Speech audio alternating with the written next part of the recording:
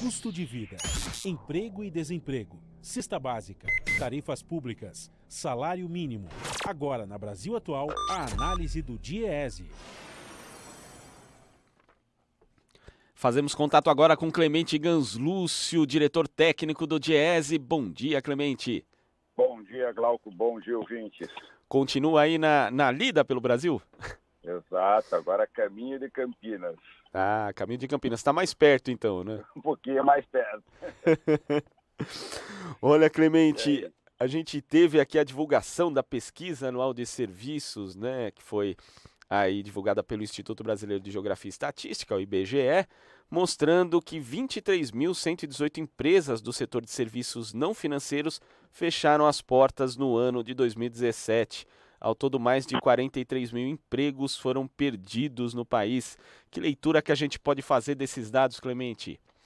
Bom, primeiro, Glauco, como você destacou, são os dados que o IBGE acaba de divulgar da pesquisa regular que ele faz sobre os vários setores da economia, esse enfocando o setor de serviços, e os dados são para o ano de 2017, portanto estamos falando de 2 anos atrás, não é o resultado deste momento, e ele mostra que em 2017, no meio da grave crise econômica que o país vivia, os impactos sobre a dinâmica econômica e da dinâmica econômica sobre os setores revela uma tendência de redução observada na indústria, no comércio, também nos serviços, do número de empresas. Portanto, as empresas, no meio da recessão, fecharam as atividades.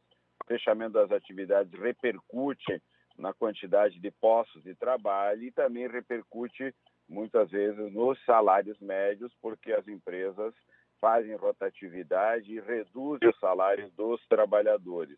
Os resultados para 2017 mostram que 12,3 milhões de trabalhadores estavam ocupados no setor de serviço, 1,3 milhões de empresas existiam no setor em 2017, resultados inferiores a 2016, portanto, uma queda de 1,7% no número de empresas, uma queda de 0,3% no número de pessoas ocupadas no setor de serviço.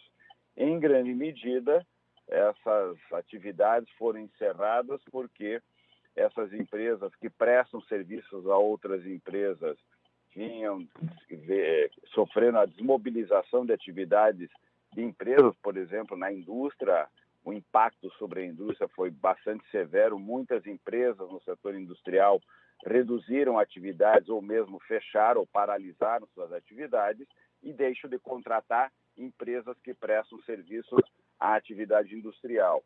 Mas também há empresas e há atividades no setor de serviço, o trabalhador autônomo que presta serviço, por exemplo, de eletricista, manutenção, pedreiro, ou seja, várias atividades que prestam serviços às famílias, também sofreram impacto, e porque as famílias, uma vez tendo pessoas desempregadas, tendo queda na receita ou na renda da família, reduz gastos.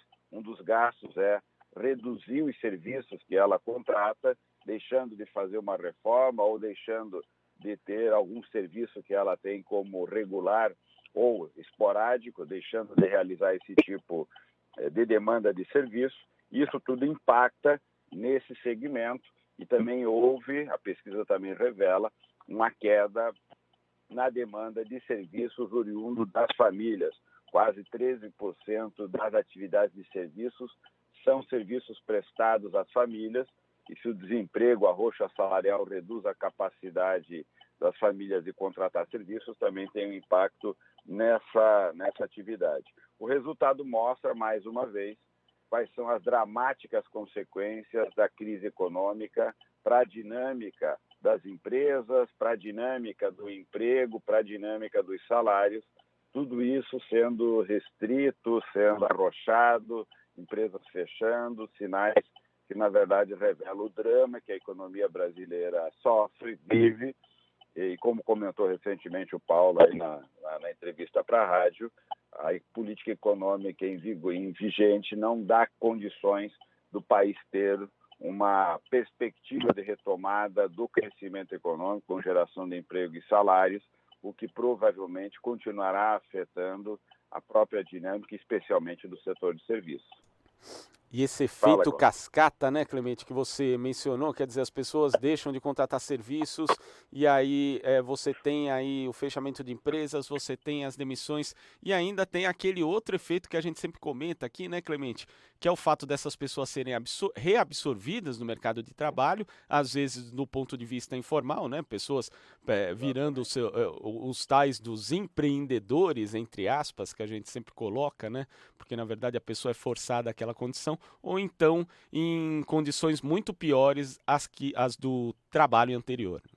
Exato, você tem a dinâmica que é, vamos chamar, complementar do ponto de vista da sua perversidade, porque além de uma empresa deixar de ter sua atividade, deixar de ter os postos de trabalho, as pessoas desempregadas muitas vezes vão ser ocupadas em postos com menor renda, com menor salário, com condições de trabalho mais precárias, e tudo isso deprime ainda mais o que se chama da demanda agregada da economia, no caso do poder de consumo das famílias.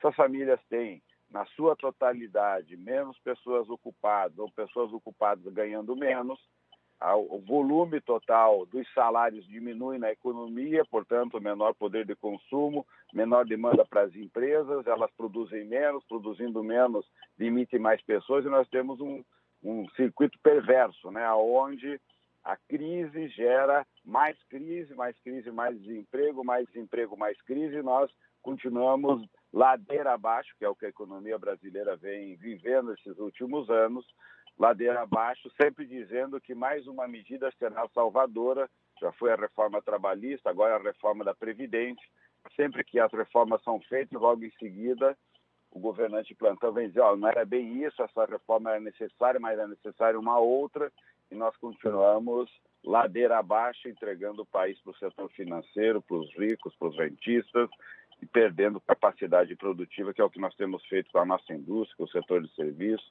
com os empregos e com o conhecimento dos trabalhadores que está sendo desperdiçado e o país perdendo perspectiva do seu desenvolvimento.